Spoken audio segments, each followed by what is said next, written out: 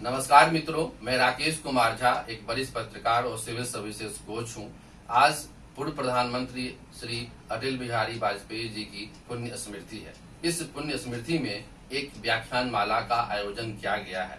आयोजनकर्ता का मैं हार्दिक आभार व्यक्त करता हूं कि उन्होंने मुझे इस काबिल समझा। सर्वप्रथम मैं यह कहना चाहूंगा कि अटल बिहारी वाजपेयी की जो जीवन चक्र रही है, उसके बारे में किसी भी व्यक्ति के लिए बहुत बड़ा दुष्कर कार्य होगा कि उनके सारी चीजों को बहुत कम समय में समाहित किया जाए, क्योंकि व्यक्ति से बड़ा व्यक्तित्व होता है। और जब व्यक्ति एक संस्था का रूप ले ले तो उसके लिए बहुत सारी बातों को समाहित करना और भी कठिन और दुष्कर कार्य होता है।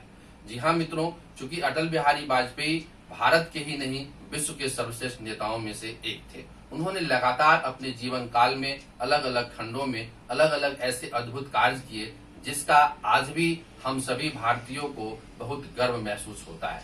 सबसे पहले उनका मैं बाल्यकाल बताना चाहता हूं, क्योंकि प्रत्येक भारतीयों को, विशेष रूप से युवाओं को, उनके जीवन से प्रेरणा लेने की आवश्यकता है।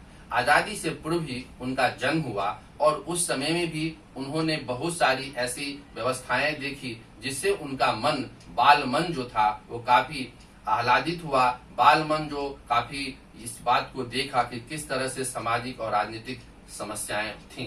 सर्वप्रथम उन्होंने अपने घर से ही, जो उनके दादाजी थे, पिताजी थे, उनको बहुत अच्छा संस्कार मिला और उसी संस्कार के आधार पर उन्होंने राष्ट्रीय क्रांति में, राष्ट्रीय आंदोलन में भाग लिया। तत्पश्चात उन्होंने अलग अलग शिक्षा प्राप्त करने के पश्चात, अर्थात स्कूली शिक्षा, कॉलेज की शिक्षा, उस जमाने में भी उन्होंने एमए की पढ़ाई की और एमए की पढ़ाई करने के पश्चात उन्होंने लॉ में भी एडमिशन लिया था।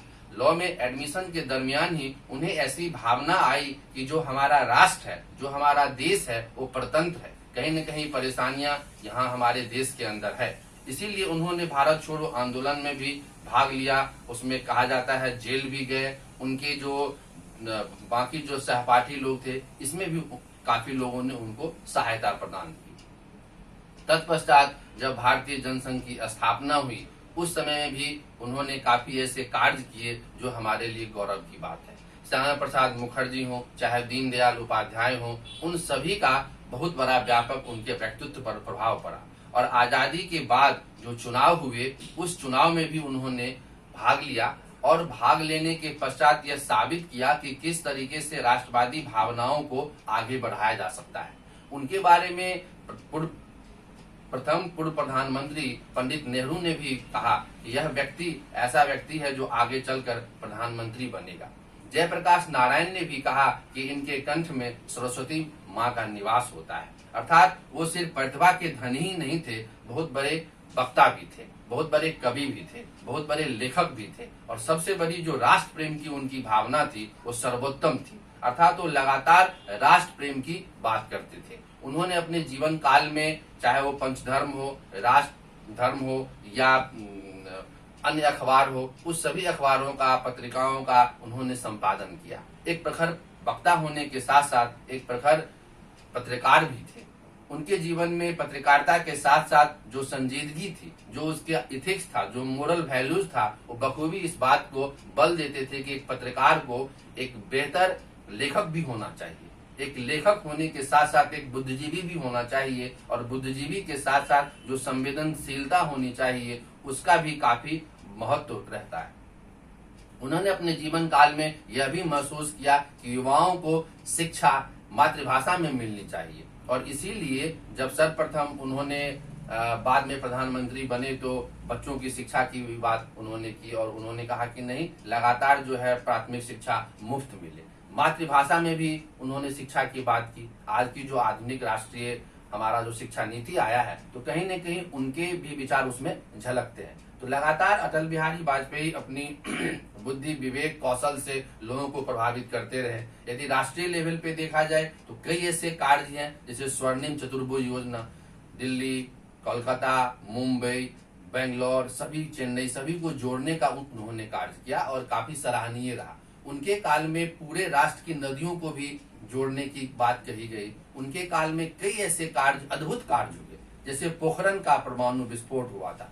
पोखरण परमाणु विस्फोट होने का तात्पर्य था कि विश्व समुदाय को हम दिखाना चाह रहे थे कि भारत आत्मनिर्भर है भारत भी परमाणु संपन्न राष्ट्र है और इसके बाद कई ऐसे अनेक राष्ट्रों ने हमारे देश पर प्रतिबंध भी लगाया, लेकिन तत्पश्चात अपनी कूटनीतिक कौशल की वजह से उन्होंने उस चीजों का भी सामना किया और भारत पर जो भी आर्थिक प्रतिबंध लगे बहुत ही आसानी ढंग से उसको हटा दिया गया। तो उनके प्रधानमंत्रित्व काल में चाहे वो 13 दिन का रहा हो, चाहे 13 महीने का रहा हो या 5 साल का रहा हो, उन्होंने लगातार अपने जो उनकी एडमिनिस्ट्रेटिव स्किल थी, जो उनकी प्रशासनिक दक्षता थी, उसके बल पर यह सिद्ध कर दिया कि वो एक कुशल सिर्फ लेखक ही नहीं, वक्ता ही नहीं, एक कुशल प्रशासक भी थे। इसके अतिरिक्त उन्होंने लगातार भारत की जो सामाजिक जो परिस्थितियां थी उसके लिए भी उन्होंने कार्य किया और आर्थिक क्षेत्र में, सामाजिक क्षेत्र में, राजनीतिक क्षेत्र में लगातार वो कार्य करते रहे। कई दशकों तक वो लोकसभा के सदस्य रहे। वो पहले ऐसे व्यक्ति थे जो 3 राज्य से लोकसभा के निर्वाचन के लिए पर्ची भरी थी और वो सफल भी रहे। इसी तरीके से राज्यसभा से भी नॉमिनेट हुए, उनको आगे चलकर भारत रत्न की पुरस्कार भी मिला।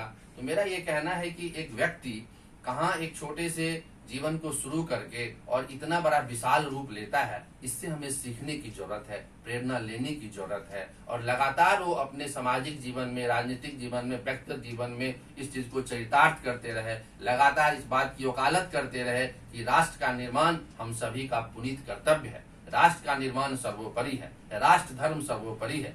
तो आज के जो युवा हैं, आज के जो लोग हैं, उनको सबसे पहले हमें यह बताना चाहिए कि जो अटल बिहारी वाजपेयी के जो गुण थे, जो उनकी जो एक सोच थी, उसको फिर से जीवित करने की जरूरत है। तभी भारत, एक विकसित राष्ट्र बन सकता है।